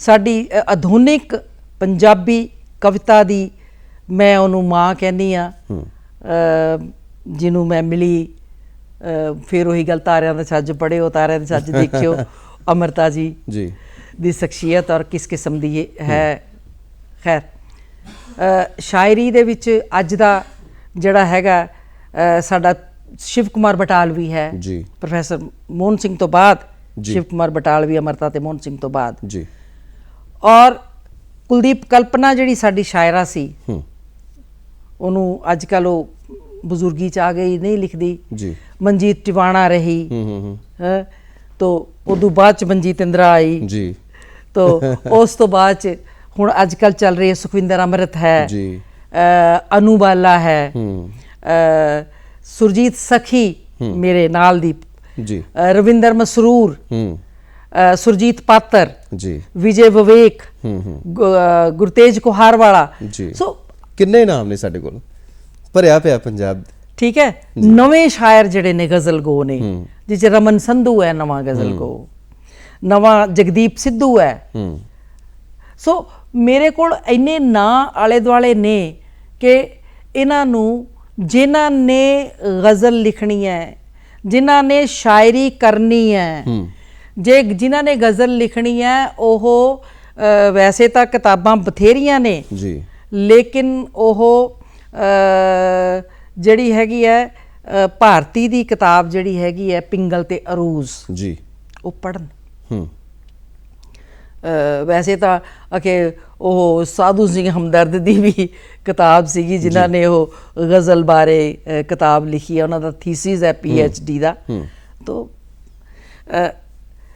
ਤੋ ਜਿਹੜੀਆਂ ਇਹ ਕਵਿਤਾ ਕੀ ਹੈ ਜਾਣਨਾ ਜਿਹੜਾ ਕਾਵ ਸਾਹਿਤ ਹੈ ਇਸ ਨੂੰ ਇਸ ਦੀ ਗਿਆਨ ਹੋਣਾ ਜ਼ਰੂਰੀ ਹੈ ਬਿਲਕੁਲ ਜੀ ਪਿੰਗਲ ਜੇ ਤੁਸੀਂ ਜਿਹੜੀ ਜਿਹੜੀ ਤੁਸੀਂ ਗੀਤ ਲਿਖਦੇ ਹੋ, ਪਾਬੰਦ ਸ਼ਾਇਰੀ ਕਰਦੇ ਹੋ, ਚਾਹੇ ਉਹ ਗਜ਼ਲ ਹੈ ਚਾਹੇ ਉਹ ਗੀਤ ਹੈ, ਉਹਦੇ 'ਚ ਤੁਹਾਨੂੰ ਪਿੰਗਲ ਤੇ ਅਰੂਜ਼ ਦੀ ਸਮਝ ਹੋਣੀ ਚਾਹੀਦੀ ਹੈ। ਬਿਲਕੁਲ ਜੀ। ਔਰ ਜੇਕਰ ਉਹ ਕਹਿੰਦੇ ਨੇ ਕਿ ਬਣਤਰ ਬਣਾਉਣੀ ਸਾਨੂੰ ਆ ਜਾਵੇ ਚੰਗੇ ਤਰੀਕੇ ਤੇ ਸਲੀਕੇ ਦੇ ਨਾਲ, ਜੀ। ਇੱਕ ਕਾਰੀਗਰ ਜਿਹੜਾ ਮਿਸਤਰੀ ਹੈ ਉਹ ਥੋੜੀ ਲੱਕੜ ਦੇ ਵਿੱਚੋਂ ਵੀ ਬਹੁਤਾ ਸਮਾਨ ਕੱਢ ਲੈਂਦਾ ਹੈ। ਬਿਲਕੁਲ। ਪਿੰਗਲ ਅਰੂਜ਼ ਵੀ ਉਹੀ ਚੀਜ਼ ਹੈ ਕਿ ਜੇਕਰ ਸਿੱਖ ਲਿਆ ਤੇ ਬਹੁਤ ਵਧੀਆ। ਤੇ ਤੁਸੀਂ ਵੀ ਗੀਤ ਵੀ ਬਹੁਤ ਲਿਖੇ ਨੇ, ਬੜੇ ਵੱਡੇ ਵੱਡੇ ਕਲਾਕਾਰਾਂ ਨੇ ਤੁਹਾਡੇ ਗੀਤ ਗਾਏ ਨੇ, ਤੇ ਕਿਉਂ ਨਾ ਇਸ ਗੱਲਬਾਤ ਵਿੱਚ ਇੱਕ ਗੀਤ ਸ਼ਾਮਿਲ ਕਰ ਲਈਏ ਆਪਾਂ। ਤੁਹਾਡਾ ਕੀ ਸੁਣਾਓਗੇ ਸਾਨੂੰ ਹੁਣ? ਮੇਰੇ ਮੂਹਰੇ ਤਾਂ ਕਈ ਗੀਤ ਪਏ ਨੇ, ਡੋਲੀ ਗਲੀਰੀਆ ਦਾ ਗਾਇਆ ਹੋਇਆ, ਤੁਹਾਡੇ ਹੰਸਰਾਜ ਹੰਸ ਜੀ ਦਾ ਗਾਇਆ ਹੋਇਆ, ਤੇ ਹੋਰ ਗਾਏ ਹੋਏ ਜੀ। ਤੋ ਮੈਂ ਤੁਹਾਡੇ ਨਾਲ ਸਾਂਝਾ ਕਰਦੀ ਹਾਂ ਕਿ ਬੂਹਾ ਨਾ ਬਾਰੀ ਨਾ ਕੋਈ ਬਨੇਰਾ, ਦੀਵਾ ਜਗਾ ਕੇ ਵੀ ਰੱਖਾਂਗੇ ਕਿੱਥੇ। ਵਾਹ। ਬੂਹਾ ਨਾ ਬਾਰੀ ਨਾ ਕੋਈ ਬਨੇਰਾ, ਦੀਵਾ ਜਗਾ ਕੇ ਵੀ ਰੱਖਾਂਗੇ ਕਿੱਥੇ। ਮੇਰੇ ਸਿਰ ਤੇ ਛੱਤਾਂ, ਮੇਰੇ ਮੋਢੇ ਕੰਧਾਂ, ਏ ਕੰਧਾਂ ਏ ਛੱਤਾਂ ਵੀ ਰੱਖਾਂਗੇ ਕਿੱਥੇ। ਦੀਵਾ ਜਗਾ ਕੇ ਵੀ ਰੱਖਾਂਗੇ ਕਿੱਥੇ। ਵਾਹ ਜੀ ਵਾਹ। ਰੁੱਖਾਂ ਨੂੰ ਲੈ ਕੇ ਕਲਾਵੇ 'ਚ ਆਪਣੇ, ਰੁੱਖਾਂ ਦੀ ਛਾਵੇਂ ਭਲੀ ਨੀਂਦੇ ਸੁੱਤੇ। ਨਾ ਰੁੱਖ ਹੈ ਨਾ ਛਾਂ ਹੈ ਨਾ ਦਿਲਬਰ ਕੜਾਵੇ, ਭੱਜੀਆਂ ਨੇ ਬਾਹੀਂ ਜਾਂ ਸੁਪਨੇ 'ਚੋਂ ਉੱਠੇ। ਬੂਹਾ ਨਾ ਬਾਰੀ ਨਾ ਕੋਈ ਬਨੇਰਾ, ਦੀਵਾ ਜਗਾ ਕੇ ਵੀ ਰੱਖਾਂਗੇ ਕਿੱਥੇ। ਵਾਹ ਜੀ ਵਾਹ, ਬਹੁਤ। ਨਾ ਬਾਬਲ ਦਾ ਵੇੜਾ ਨਾ ਅੰਮੀ ਦੀ ਲੋਰੀ, ਸਖੀਆਂ ਦੇ ਸੰਗ ਚਿਰੋਕੇ ਨੇ ਛੁੱਟੇ। ਨਾ ਪੈਰਾਂ ਦੀ ਆਹਟ ਨਾ ਘੁੰਗਰੂ ਦੀ ਛਣ ਛਣ, ਘੁੰਗਰੂ ਪੰਜੇਬੋਂ ਕੜਕ ਕਰਕੇ ਟੁੱਟੇ। ਬੂਹਾ ਨਾ ਬਾਰੀ ਨਾ ਕੋਈ ਬਨੇਰਾ, ਦੀਵਾ ਜਗਾ ਕੇ ਵੀ ਰੱਖਾਂਗੇ ਕਿੱਥੇ। ਵਾਹ ਜੀ ਵਾਹ, ਵਾਹ ਜੀ ਵਾਹ। ਹੋਈ ਪ੍ਰੀਤ ਬੇਵਾ ਨੜੋਆ ਨਾ ਕੋਈ, ਭਲੇ ਵਾਰ ਬੂਹੇ ਸ਼ਰੀਹਾਂ ਦੇ ਪੱਤੇ। ਨੈਣਾਂ ਦੇ ਦੀਵੇ ਜਗਾ ਕੌਣ ਵੇਖੇ, ਗਏ ਹਾਂ ਉਦਾਸੇ ਜਾਂ ਬਿਰਹੋਂ 'ਚ ਕੁੱਠੇ। ਬੂਹਾ ਨਾ ਬਾਰੀ ਨਾ ਕੋਈ ਬਨੇਰਾ, ਦੀਵਾ ਜਗਾ ਕੇ ਵੀ ਰੱਖਾਂਗੇ ਕਿੱਥੇ। ਮੇਰੇ ਸਿਰ ਤੇ ਛੱਤਾਂ, ਮੇਰੇ ਮੋਢੇ ਕੰਧਾਂ, ਏ ਕੰਧਾਂ ਏ ਛੱਤਾਂ ਵੀ ਰੱਖਾਂਗੇ ਕਿੱਥੇ। ਕੀ ਬਾਤ ਹੈ ਜੀ, ਬਹੁਤ ਖੂਬ ਬਹੁਤ ਖੂਬ। ਇਹ ਦੀਵਾ ਜਗਾ ਕੇ ਰੱਖਾਂਗੇ ਕਿੱਥੇ। ਔਰ ਇਹ ਸਾਹਿਤ ਦਾ ਦੀਵਾ ਜਿਹੜਾ ਜਗਦਾ ਹੈ, ਇਹ ਦੀਵਾ ਹੌਲੀ ਹੌਲੀ ਸੂਰਜ ਬਣ ਗਿਆ ਹੈ। ਇਹ ਮਿਹਨਤ, ਇਹ ਮੁਸ਼ੱਕਤ ਸਾਰੀ ਦੁਨੀਆ ਨੂੰ ਰੋਸ਼ਨੀ ਦੇ ਰਿਹਾ ਸਾਹਿਤ ਦੀ। ਔਰ ਸਾਹਿਤ ਦੀ ਜੇਕਰ ਅਸੀਂ ਗੱਲ ਕਰਦੇ ਹਾਂ, ਆਮ ਤੌਰ 'ਤੇ ਕਿਹਾ ਜਾਂਦਾ ਹੈ ਕਿ ਕੁਝ ਖਾਸ ਲੋਕਾਂ ਦੇ ਵਾਸਤੇ ਕੁਝ ਰਚਨਾ ਕਰਦੇ ਨੇ, ਖਾਸ ਲੋਕ ਉਹਨੂੰ ਪੜ੍ਹਦੇ ਨੇ, ਖਾਸ ਲੋਕ ਉੱਤੇ ਟੀਕਾ ਟਿੱਪਣੀ ਕਰਦੇ ਨੇ। ਆਮ ਜਿਹੜੇ ਪਾਠਕ ਨੇ ਉਹ ਕਹਿੰਦੇ ਨੇ ਕਿ ਸਾਡੇ ਤੋਂ ਪਰੇ ਦੀਆਂ ਗੱਲਾਂ ਨੇ। ਹੁਣ ਆਮ ਪਾਠਕ ਦੀ ਇੱਕ ਖਾਸ ਲੇਖਕ ਜਿਹੜਾ ਕਿੱਦਾਂ ਆਪਸੀ ਸਮਤੋਲ ਬਣਾਵੇ ਕਿ ਦੋਨਾਂ ਦੇ ਵਿੱਚ ਇੱਕ ਐਸਾ ਰਿਸ਼ਤਾ ਬਣ ਜਾਵੇ ਕਿ ਉਹ ਉਹਨੂੰ ਪੜ੍ਹਨ ਤੋਂ ਬਿਨਾਂ ਰਹਿ ਨਾ ਸਕੇ। ਇਹ ਜਿਹੜੀ ਜ਼ਿੰਦਗੀ ਦੀ ਇੱਕ ਬਹੁਤ ਵੱਡੀ ਇੱਕ ਲੋੜ ਆ, ਇਸ ਨੂੰ ਤੁਸੀਂ ਕਿੱਦਾਂ ਪੂਰੀ ਕਰੋਗੇ? ਦੇਖੋ, ਮੇਰੇ ਅਨੁਸਾਰ ਸਾਹਿਤ ਖਾਸ ਲੋਕਾਂ ਦੀ ਲਈ ਨਹੀਂ ਹੁੰਦਾ ਜੇ ਉਹ ਸਾਹਿਤ ਹੈ। ਬਿਲਕੁਲ। ਹਾਂ, ਕਈ ਦੇਖੀ ਦੀਆਂ ਕਵਿਤਾਵਾਂ ਜਾਂ ਕੋਈ ਰਚਨਾਵਾਂ, ਉਹਨਾਂ 'ਚ ਇੰਨੇ ਔਖੇ ਸ਼ਬਦ ਭਰਨ ਦੀ ਕੋਸ਼ਿਸ਼ ਕੀਤੀ ਜਾਂਦੀ ਹੈ ਜਿਹਦੇ 'ਚ ਸੰਸਕ੍ਰਿਤ ਦੇ ਸ਼ਬਦ, ਉਰਦੂ ਫਾਰਸੀ ਦੇ ਸ਼ਬਦ, ਜੀ, ਉਹ ਇੰਨੀ ਭਾਰੀ ਭਰਕਮ ਰਚਨਾ ਬਣਾਤੀ ਜਾਂਦੀ ਹੈ ਕਿ ਉਹ ਜਿਹੜਾ ਆਮ ਸਾਡਾ ਪਾਠਕ ਹੈ, ਪਿੰਡਾਂ 'ਚ ਰਹਿੰਦਾ ਹੈ, ਜਿਹੜਾ ਬਿਲਕੁਲ, ਜਿਸ ਨੇ ਲਿਟਰੇਚਰ ਨੂੰ ਨਹੀਂ ਜਾਣਿਆ ਜੀ, ਲੇਕਿਨ ਉਹ ਸਾਹਿਤ ਨਾਲ ਮਸ ਰੱਖਦਾ ਹੈ, ਬਿਲਕੁਲ, ਪੜ੍ਹਨ ਦਾ ਸ਼ੌਕੀਨ ਹੈ, ਉਹਦੇ ਲਈ ਇੱਕ ਸਮੱਸਿਆ ਹੋ ਜਾਂਦੀ ਤੇ ਫਿਰ ਉਹ ਕਈ ਵਾਰੀ ਉਹ ਕਹਿੰਦਾ ਵੀ ਨਹੀਂ, ਇਹ ਕਿਤਾਬ ਬੰਦ ਕਰ ਦਿੰਦਾ।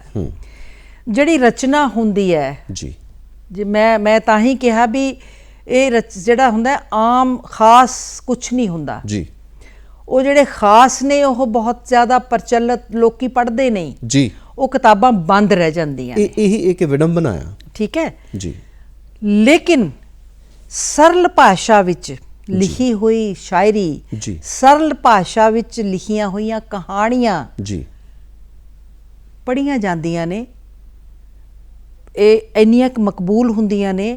ਜੇ ਤੁਸੀਂ ਕਹੋ ਨਾਨਕ ਸਿੰਘ ਨੂੰ ਗੁਜ਼ਰਿਆਂ ਕਿੰਨੇ ਸਾਲ ਹੋ ਗਏ ਨੇ, ਬਿਲਕੁਲ, ਜਸਵੰਤ ਸਿੰਘ ਕੰਵਲ ਤੋਂ ਬਾਅਦ ਬੜੇ ਲੋਕਾਂ ਨੇ ਲਿਖਿਆ, ਜੀ, ਲੇਕਿਨ ਉਹ ਫਿਰ ਕਿਉਂ ਪੜ੍ਹੇ ਜਾਂਦੇ ਨੇ? ਜੀ, ਕਿਉਂਕਿ ਉਹਨਾਂ ਦੀ ਭਾਸ਼ਾ ਲੋਕ ਭਾਸ਼ਾ, ਲੋਕ ਬੋਲੀ, ਸਾਹਿਤ ਲੋਕਾਂ ਦੇ ਦਿਲ ਦੇ ਨੇੜੇ ਹੈ। ਜੀ, ਜਿਹੜੇ ਹੁਣ ਉਹ ਹੀਰ ਦਾ ਕਿੱਸਾ, ਜੀ, ਹੀਰ ਆਖਦੀ ਜੋਗੀਆ ਝੂਠ ਬੋਲੇ, ਕੌਣ ਰੁੱਠੜੇ ਯਾਰ ਮਨਾਉਂਦਾ ਏ, ਬਿਲਕੁਲ, ਭਲਾ ਮੋਏ ਤੇ ਵਿਛੜੇ ਕੌਣ ਮੇਲੇ, ਐਵੇਂ ਜਿਉੜਾ ਲੋਕ ਬੁਲਾਉਂਦਾ ਏ, ਜੀ, ਸਾਡੇ ਚੰਮ ਦੀਆਂ ਜੁੱਤੀਆਂ ਕਰੇ ਕੋਈ। ਵਾਹ, ਤੇ ਕਿੰਨਾ ਨੇੜੇ ਆ ਇਹ ਆਮ ਜਨਤਾ ਦੇ ਨੇੜੇ ਹੈ। ਜੀ, ਜੰਗਨਾਮਾ ਸ਼ਾਹ ਮੁਹੰਮਦ ਲੈ ਲਓ ਤੁਸੀਂ, ਜੀ, ਜੰਗ ਹਿੰਦ ਪੰਜਾਬ ਦਾ ਹੋਣ ਲੱਗਾ, ਦੋਵੇਂ ਪਾਤਸ਼ਾਹੀ ਫੌਜਾਂ ਭਾਰੀਆਂ ਨੇ, ਅੱਜ ਹੋਵੇ ਸਰਕਾਰ ਤਾਂ ਮੁੱਲ ਪਾਵੇ, ਜਿਹੜੀਆਂ ਖਾਲਸੇ ਨੇ ਤੇਗਾ ਮਾਰੀਆਂ ਨੇ।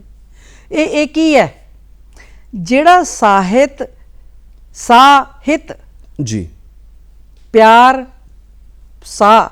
ਦੇ ਨਾਲ ਤੁਸੀਂ ਪੇਸ਼ ਕੀਤਾ ਹੈ, ਸਾਹਿਤ ਉਹ ਪਿਆਰ ਦੇ ਨਾਲ ਤੁਸੀਂ ਆਪਣਾ ਨਾਲ ਹਿੱਤ ਪਿਆਰ ਸਨੇਹ ਨਾਲ, ਉਹ ਸਨੇਹ ਦਾ ਜੇ ਤੁਸੀਂ ਤੰਦ ਪਾਠਕਾਂ ਨਾਲ, ਸਰੋਤਿਆਂ ਨਾਲ ਨਹੀਂ ਜੋੜਦੇ, ਜੀ, ਜਿਵੇਂ ਗੀਤ ਨੇ, ਜੀ, ਤੁਸੀਂ ਦੇਖੋ ਪੁਰਾਣੇ ਗੀਤ ਨੇ, ਤੁਸੀਂ ਲਓ ਜੀ, ਜਿਹੜਾ ਮੁਹੰਮਦ ਰਫੀ ਦਾ ਜ਼ਮਾਨਾ ਸੀ, ਲਤਾ ਮੰਗੇਸ਼ਕਰ ਦਾ, ਠੀਕ ਹੈ ਜੀ, ਉਹ ਕੀ ਹੈ ਕਿ ਉਹ ਮੇਰਾ ਲਾਲ ਦੁਪੱਟਾ ਮਲਮਲ ਕਾ ਅੱਜ ਵੀ ਉਨਾ ਹੀ ਇੰਪੋਰਟੈਂਟ ਹੈ, ਜੀ, ਹੈਨਾ? ਦੁਪੱਟੇ ਨੇ ਦੁਪੱਟਾ ਹੀ ਰਹਿਣਾ, ਔਰ ਸਾਰੇ ਦੀ ਸਮਝ ਦੇ ਵਿੱਚ ਪੈਂਦਾ, ਸਮਝ ਪੈਂਦਾ। ਮਲਮਲ ਵੀ ਅੱਜ ਦੇ ਜਿਹੜੇ ਨੇ ਉਹ ਰੈਪ ਗਾਏ ਜਾਂਦੇ ਨੇ, ਜੀ, ਜੀ, ਜੀ, ਜੀ, ਤੂੰ ਚੱਲਿਆ ਸੀ ਮੈਂ ਆਉਂਦਾ ਸੀ, ਤੇਰੇ ਪਿੱਛੇ ਸੀ ਤੂੰ ਉੱਤੇ ਸੀ ਮੈਂ ਇਹਦੀ ਮਕਬੂਲੀਅਤ ਹੀ ਨਹੀਂ ਹੈ। ਜੀ, ਸੋ ਉਹ ਵੀ ਸਾਹਿਤ ਹੈ। ਬਿਲਕੁਲ, ਜਿਹੜਾ ਫਿਲਮਾਂ ਸਾਹਰ ਨੇ ਲਿਖਿਆ, ਸਾਹਰ ਦੀਆਂ ਗੀਤ ਨੇ, ਜੀ, ਚਲਤੇ ਚਲਤੇ यूं ही कोई मिल गया था, ਅਸੀਂ ਅੱਜ ਵੀ ਪੜ੍ਹਦੇ ਆ। ਬਿਲਕੁਲ ਜੀ। ਤੋ ਇਹ ਜਿਹੜਾ ਸਾਹਿਤ ਹੈ, ਮੈਂ ਫਿਰ ਕਹਿੰਨੀ ਸਾਹਿਤ ਪਿਆਰ ਨਾਲ ਪੇਸ਼ ਕੀਤਾ ਹੋਇਆ, ਜੀ, ਜਿਹੜੀ ਚੀਜ਼ ਹੈਗੀ ਹੈ ਪਿਆਰ ਨਾਲ ਲਿਖਿਆ ਹੋਇਆ, ਪਿਆਰ ਨਾਲ ਜਾਣਿਆ ਹੋਇਆ, ਉਹ ਜਿਹੜੀ ਮੁਹੱਬਤ ਨਾਲ ਪੇਸ਼ ਕੀਤੀ ਹੋਈ ਵਸਤ ਹੈਗੀ ਹੈ, ਉਹ ਲੋਕਾਂ ਦੇ ਨਾਲ ਜੇ ਤੁਸੀਂ ਜੁੜਦੇ ਨਹੀਂ ਹੈ ਤੇ ਉਸ ਸਾਹਿਤ ਦਾ ਕੋਈ ਮਜ਼ਾ ਨਹੀਂ ਹੈ। ਜੀ, ਜੀ, ਔਰ ਇਹਨੂੰ ਜੋੜਨ ਦੇ ਵਾਸਤੇ ਇੱਕ ਸਾਹਿਤਕਾਰ ਨੂੰ ਇੱਕ ਰੌਚਕ ਲੋਕ ਭਾਸ਼ਾ ਲੋਕਾਂ ਦੇ ਨੇੜੇ ਵਾਲੀ ਭਾਸ਼ਾ ਦਾ, ਜੀ, ਔਰ ਲੋਕ ਸਾਹਿਤ ਦੇ ਨਾਲ ਬੌਧਿਕਤਾ ਵੀ ਉਹ ਵੀ ਬਰਕਰਾਰ ਰੱਖੇ, ਔਰ ਜਿਵੇਂ ਆਪਾਂ ਬੱਚਿਆਂ ਨੂੰ ਕੁਨੈਣ ਦੀ ਗੋਲੀ ਗੋੜ ਭਾਰੂ ਨਾ ਹੋ ਜਾਵੇ, ਲੇਕਿਨ ਉਹਨਾਂ ਨੂੰ ਸੌਖੀ ਸਰਲ ਭਾਸ਼ਾ ਵਿੱਚ ਵੱਡੀਆਂ ਗੱਲਾਂ ਸਮਝਾਈਆਂ ਜਾ ਸਕਦੀਆਂ ਨੇ, ਉਹ ਬੱਚਾ ਸਮਝਦਾ ਹੈ। ਬਿਲਕੁਲ ਜੀ, ਬਿਲਕੁਲ। ਸੋ ਇਹੋ ਜਿਹੇ ਸਾਹਿਤ ਦੀ ਲੋੜ ਹੈ, ਔਰ ਮੇਰਾ ਖਿਆਲ ਹੈ ਕਿ ਇਹ ਬੱਚਿਆਂ ਨੂੰ ਕਿਤਾਬਾਂ ਦੀ ਚੇਟਕ ਪਾਉਣਾ ਸਾਡਾ ਅੱਜ ਦਾ ਗੰਭੀਰ ਮਸਲਾ ਹੈ। ਜੀ, ਜੀ, ਬਿਲਕੁਲ ਜੀ। ਕਿਤਾਬਾਂ ਤੋਂ ਸੱਖਣੇ ਲੋਕ ਕਿਹੋ ਜਿਹੇ ਹੋਣਗੇ, ਜੇ ਮੈਨੂੰ ਕੋਈ ਕਹੋ ਕਿ ਤੂੰ ਕਲਪਨਾ ਕਰ ਕਿਤਾਬਾਂ ਤੋਂ ਸੱਖਣੇ ਲੋਕ ਕਿਹੋ ਜਿਹੇ ਹੋਣਗੇ, ਜੀ, ਮੇਰਾ ਖਿਆਲ ਹੈ ਕਿ ਉਹਨਾਂ ਦੀ ਕੋਈ ਬਹੁਤ ਵੱਡੀ ਉਮਰ ਨਹੀਂ ਹੋਣੀ। ਮੈਂ ਸਮਝਦੀ ਹਾਂ ਕਿ ਹਰ ਸਾਹਿਤਕਾਰ ਚਾਹੇ ਉਹ ਇਕੱਲਾ ਰਹਿੰਦਾ, ਚਾਹੇ ਉਹ ਪਰਿਵਾਰ 'ਚ ਰਹਿੰਦਾ, ਪਰ ਉਹਦੇ ਜਿਹੜੇ ਅਸਲੀ ਸੱਚੇ ਮਿੱਤਰ ਨੇ ਉਹ ਕਿਤਾਬਾਂ ਨੇ। ਬਿਲਕੁਲ, ਉਹ ਤੁਹਾਡੇ ਨਾਲ ਗੁੱਸੇ ਵੀ ਨਹੀਂ ਹੁੰਦੀਆਂ ਜੀ, ਰੁੱਸਦੀਆਂ ਨੇ। ਤੁਸੀਂ ਉਹਨਾਂ ਨਾਲ ਮੋਨੋਲੌਗ ਵੀ ਕਰਦੇ ਹੋ, ਤੁਸੀਂ ਉਹਨਾਂ ਨਾਲ ਡਾਇਲੌਗ ਵੀ ਕਰਦੇ ਹੋ ਜੀ, ਔਰ ਤੁਸੀਂ ਉਹਨਾਂ ਤੋਂ ਸਿੱਖਦੇ ਵੀ ਹੋ ਜੀ। ਤੁਸੀਂ ਇਹ ਵੀ ਕਰਦੇ ਹੋ ਕਿ ਇਹ ਤੋਂ ਗਾਹਾਂ ਮੈਂ ਇਦੋਂ ਗਾਹਾਂ ਵੀ ਗੱਲ ਕਰ ਸਕਦਾ ਆ। ਸੋ ਇਹ ਟੂ ਵੇ ਹੈ। ਬਿਲਕੁਲ ਜੀ, ਔਰ ਇਹ ਗਾਹਾਂ ਵੀ ਗੱਲ ਸਾਡੀ ਹੁੰਦੀ ਰਹਿਣੀ ਹੈ, ਕਿਉਂਕਿ ਸਮਾਂ ਜਿਹੜਾ ਆ ਉਹ ਸਮਾਂ ਵੀ ਸਾਨੂੰ ਆਪਣੀ ਚਾਲੇ ਲੈ ਕੇ ਚੱਲਦਾ ਹੈ ਤੇ ਗੱਲਾਂ ਬਾਤਾਂ ਤੇ ਹੋਰ ਵੀ ਬਹੁਤ ਸਾਰੀਆਂ ਨੇ, ਬਹੁਤ ਮਜ਼ੇਦਾਰ ਪੰਨੇ ਹੋਰ ਵੀ ਫਰੋਲੇ ਜਾ ਸਕਦੇ ਨੇ। ਮਨਜੀਤ ਇੰਦਰਾ ਤੇ ਇੱਕ ਐਸਾ ਵਗਦਾ ਹੋਇਆ ਦਰਿਆ ਕਿ ਜਿੱਥੋਂ ਅਸੀਂ ਜੋ ਵੀ ਕੁਝ ਲੱਭਣ ਦੀ ਕੋਸ਼ਿਸ਼ ਕਰੀਏ ਅਗਾਂਹ ਤੋਂ ਪਤਾਲ ਹੇਠਾਂ ਅਸੀਂ ਜਾ ਸਕਦੇ ਹਾਂ। ਪਰ ਜਿੰਨਾ ਵੀ ਸਮਾਂ ਸਾਨੂੰ ਮਿਲਿਆ ਬਹੁਤ ਚੰਗਾ ਲੱਗਾ ਤੁਹਾਡੇ ਨਾਲ ਗੱਲਬਾਤ ਕਰਕੇ। ਤੁਹਾਡਾ ਇਸ ਪ੍ਰੋਗਰਾਮ ਦੇ ਵਿੱਚ ਆਉਣ ਦੇ ਲਈ ਬਹੁਤ ਬਹੁਤ ਸ਼ੁਕਰੀਆ। ਬਹੁਤ ਧੰਨਵਾਦ। ਸ਼ੁਕਰੀਆ, ਮਿਹਰਬਾਨੀ ਜੀ।